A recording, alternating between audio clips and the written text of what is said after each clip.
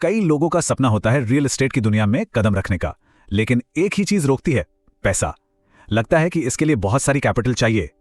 पर क्या हो अगर यह कहा जाए कि जीरो इन्वेस्टमेंट से भी इस मुनाफे वाले बिजनेस को शुरू किया जा सकता है? जी हां, चलिए आज इसी को समझते हैं एक एक्सपर्ट की नजरों से। तो सबसे बड़ा सवाल यही है, बिना किसी शुरुआती पूंजी के रियल एस्टेट बिजनेस आखिर शुरू कैसे किया जाए? अगर प्रॉपर्टी मार्केट में आने का सपना देखा है लेकिन पैसों की कमी ने हमेशा रास्ता रोका है, तो इसका जवाब जानना बहुत जरूरी है। चलिए इसका जवाब ढूंढते हैं।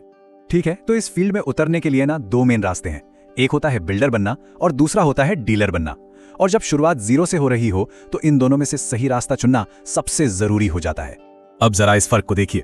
बिल्डर बनने के लिए बहुत ज्यादा कैपिटल चाहिए और प्रॉफिट आने में 1.5 से 2 साल लग जाते हैं, सोचिए। वहीं दूसरी तरफ एक डीलर लगभग जीरो इन्वेस्टमेंट से शुरू कर सकता है और सिर्फ 1 से 4 महीने में डील क्लोज करके प्रॉफिट बना सकता है। और सबसे कमाल की बात, एक बिल्डर अपने पैसे से बंधा होता है, पर एक डीलर के लिए स्केल की कोई लिमिट नहीं है। वो चाहे जितने बिल्डर्स का माल बेच सकता है। तो यहां से एक बात साफ हो जाती है, रियल एस्टेट में असली पावर प्रॉपर्टी बनाने वाले के पास नहीं, बल्कि उसके पास होती है जिसके पास कस्टमर है। और कस्टमर किसके पास है? डीलर के पास। तो जिसके पास कस्टमर है, पैसा उसी के पास आता है। वही असली किंग है। तो अगर पैसा असली कैपिटल नहीं है तो फिर क्या है? अगर बिना पैसे के सफल होना है तो 4 दूसरी चीजों में इन्वेस्ट करना होगा। इन्हें हम कह सकते हैं सफलता के 4 स्तंभ। ये 4 स्तंभ हैं। स्किल्स मतलब बात करने और बेचने की कला। दूसरा है एक्सपीरियंस यानी बाजार का तजुर्बा। तीसरा है नेटवर्क यानी सही लोगों से जान पहचान। और चौथा जो सबसे जरूरी है वो है माइंडसेट मतलब सोचने का तरीका। यही असली पूंजी है। अच्छा, ये माइंडसेट और स्किल्स इतने जरूरी क्यों हैं? इसे एक छोटी सी कहानी से समझते हैं। एक नौकरी के लिए पहला कैंडिडेट आया। उसको 15 साल का एक्सपीरियंस था, लेकिन उसकी पर्सनालिटी में वो प्रोफेशनल बात नहीं थी और उसने सैलरी भी क्या मांगी? सिर्फ 30,000 रुपए। फिर दूसरा कैंडिडेट आया। एक्सपीरियंस सिर्फ 5 साल का था, लेकिन वो कॉन्फिडेंट था, दिखने में प्रोफेशनल था और खुद को बेहतर तरीके से प्रेजेंट कर रहा था। और जानते हैं क्या हुआ? नौकरी उसी को मिली। तो नौकरी किसे मिली? उसे जिसका माइंडसेट सही था। सोचिए, 15 साल के एक्सपीरियंस के बावजूद पहले कैंडिडेट की सोच छोटी थी। उसने अपनी कीमत खुद ही 30,000 रुपए लगा दी। इससे यह साफ होता है कि एक्सपीरियंस से ज्यादा जरूरी है सही सोच और प्रोफेशनल नजरिया। तो अब ये तो समझ आ गया कि असली पूंजी है क्या, पर सवाल यह है कि इन चीजों को, इन एसेट्स को हासिल कैसे किया जाए। चलिए इसके 2 प्रैक्टिकल रास्ते देखते हैं। पहला रास्ता है सीखने का रास्ता।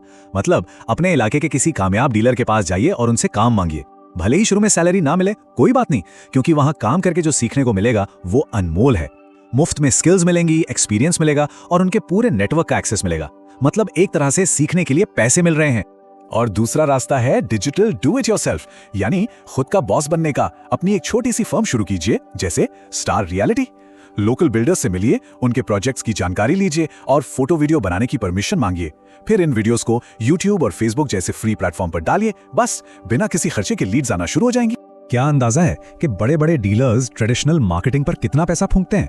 99 एकर्स और मैजिक ब्रिक्स जैसे पोर्टल्स पर प्रीमियम पैकेज लेने के लिए वो सालाना 10 से 12 लाख रुपए तक लगा देते हैं। और डिजिटल रास्ते पर कितना खर्च? 0, 1 भी रुपया नहीं। YouTube और Facebook जैसे प्लेटफॉर्म बिना किसी खर्चे के उन कस्टमर्स तक पहुंचने की पावर देते हैं जिनके लिए बड़ी कंपनियां लाखों रुपए बहाती हैं। तो ठीक है, शुरुआत भले ही छोटी हो, लेकिन सोच हमेशा बड़ी रखनी है। चलिए देखते हैं कि इस बिजनेस में कमाई का पोटेंशियल कितना जबरदस्त है और लॉन्ग टर्म विजन क्या होना चाहिए। जरा एक उदाहरण से समझते हैं। मान लीजिए एक 3 करोड़ की प्रॉपर्टी की डील हो गई। बिल्डर से मिला 2% कमीशन यानी 6 लाख रुपए और क्लाइंट से मिला 1% यानी 3 लाख रुपए। टोटल कितना हुआ? 9 लाख रुपए, सिर्फ एक डील से। लेकिन रुकिए, असली खेल सिर्फ कमीशन का है ही नहीं, ये तो बस शुरुआत है। असली खेल है कंट्रोल का। एक एजेंट बनने से आगे बढ़कर पूरे के पूरे प्रोजेक्ट को कंट्रोल करने की सोच रखनी होगी, क्योंकि असली पैसा वहीं है। इस टेबल को देखिए। लेवल 1 पर एक एजेंट 50 लाख रुपए का फ्लैट बेचकर 50,000 रुपए का कमीशन कमाता है, ठीक है। लेकिन लेवल 2 का कमाल देखिए। जब नेटवर्क मजबूत हो जाता है तो बिल्डर से सीधे 150 फ्लैट की ब्लॉक डील होती है। 50 लाख का फ्लैट 40 लाख में मिलता है और हर फ्लैट पर 10 लाख का सीधा प्रॉफिट। कहां 50,000 और कहां 10 लाख रुपए प्रति फ्लैट। यह है बड़ी सोच की पावर। तो घूम फिर कर हम वापस उसी एक चीज पर आ जाते हैं जहां से सब शुरू हुआ था। यह पूरा का पूरा खेल शुरुआत से लेकर टॉप लेवल तक पहुंचने का सिर्फ और सिर्फ माइंडसेट का है। इंटेलिजेंस कोशेंट या IQ के बारे में तो सबने सुना है, पर यहां एक नए IQ की बात हो रही है और वो है इंप्लीमेंटेशन कोशेंट। इसका मतलब है जो कुछ भी सीखा है उसे कितनी तेजी से एक्शन में बदला जाता है। जानकारी होना एक बात है, पर उसे लागू करने का माइंडसेट होना वही सब कुछ है। तो आखिर में बस एक ही सवाल बचता है, ज्यादा जरूरी क्या है, सिर्फ जानना या फिर जानकर उस पर अमल करना?